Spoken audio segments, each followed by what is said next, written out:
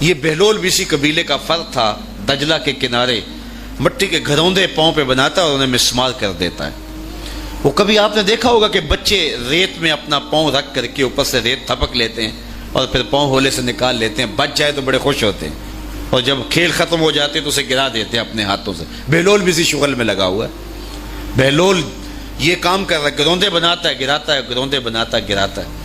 بادشاہ گزرا، پوچھا بہلول کیا کر رہے ہو؟ ہنس کے کہا جنت کے مکان بنا رہا ہوں۔ کہا بیچتے ہو؟ ہاں بیچتا ہوں۔ کتنے کا؟ 10 روپے کا، سیل لگائی ہوئی ہے۔ بادشاہ مسکرا کے گزر گیا، دیوانہ ہے، مجنوں ہے، اپنی موج میں لگا ہے۔ پیچھے سے ملکہ زبیدہ بھی آ رہی تھی، اس نے بھی دیکھا، کہا بہلول کیا کر رہے ہو؟ کہا جنت کے مکان بنا رہا ہوں۔ کہا بیچتے ہو؟ ہاں 10 روپے کا بیچتا ہوں۔ 10 روپے بادشاہوں کے لیے کیا ہوتے ہیں؟ 10 درہم نکالے، اس کو دیے، اس نے دریائے دجلہ میں پھینک دیا۔ فقیر اتنی دیر تک فقیر نہیں بنتا، داتا صاحب فرماتے جب تک مٹی کا ڈھیلا اور سونے کی ڈلی اس کی نظر میں برابر نہیں ہو جاتا۔ اور ایک مکان کے گرد، ایک وہ گھروندے کے گرد دائرہ لگایا، کہا یہ تیرا ہوا۔ ملکہ گزر گئی، بادشاہ بھی چلا گیا۔ شام کو اپنے محل میں پہنچے، بادشاہ سویا، منظر جاگا کہ حشر کا دن ہے، پھر جنت کا منظر ہے، جنت میں بڑے بڑے خوبصورت مکان ہیں۔ ایک مکان تو بڑا ہی اچھا لگا، تو جی چاہا کہ اس مکان کو دیکھوں۔ تو جب قریب گیا تو دروازے پہ لکھا تھا ملکہ زبیدہ۔ شوق سے آگے بڑھا تو دربان نے روک دیا، کہا یہ ملکہ کا ہے۔ کہا وہ میری ہی ملکہ ہے۔ کہا دنیا کے ضابطے اور ہیں، آخرت کے ضابطے اور ہیں۔ بادشاہ کی آنکھ کھل گئی، بے چین ہو گیا، ملکہ کو بیدار کیا، کہا تو کون سا نیک عمل کیا ہے؟ میں نے جنت میں تیرا یوں مال دیکھا۔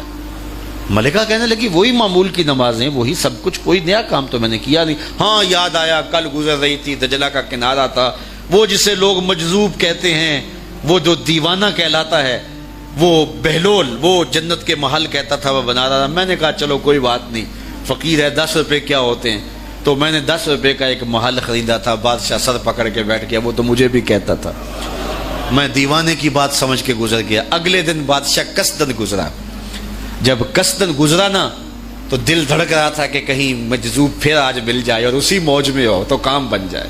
دیکھا تو بہلول وہاں بیٹھا ہوا ہے، آگے بڑھ کے دیکھا تو کام بھی وہی۔ بادشاہ پھر رک گیا، پوچھا بہلول کیا کر رہے ہو؟ اب دل دھڑک رہا تھا کہ مجذوب ہے، کوئی اور بات کہہ دے تو چلو اچھا ہو کہ وہی جواب دے دے۔ اس نے وہی جواب دیا، جنت کے محل بنا رہا ہوں۔ بادشاہ کا کچھ دل ٹھہرا، پھر کہا اچھا بیچتے بھی ہو؟ ہاں ہاں بیچنے کے لیے بنا رہا ہوں۔ بادشاہ ادھر جیب میں ہاتھ ڈال رہا ہے اور ادھر پوچھ رہا ہے کتنے کا؟ کہا آدھی حکومت لگے گی۔ کہا کل تو 10 روپے کے بتا رہے تھے۔ کہا کل تم نے دیکھا نہیں تھا، آج سودا دیکھ کے لے رہے ہو۔ اللہ تعالیٰ ارشاد فرماتا ہے انما تنذر من اتبع الذکر وخشی الرحمن بالغیب، جو ان ڈٹھے سودے کرتے ہیں، جو بغیر دیکھ کے کرتے ہیں۔ اچھا چلو ایک خوشخبری میں آپ کو بھی سناؤں، اور وہ خوشخبری رسول اللہ کی زبان سے۔ حضور نے فرمایا طوبی لمن رآنی وآمن بی وطوبی 7 مرات من لم یرانی وآمن بی۔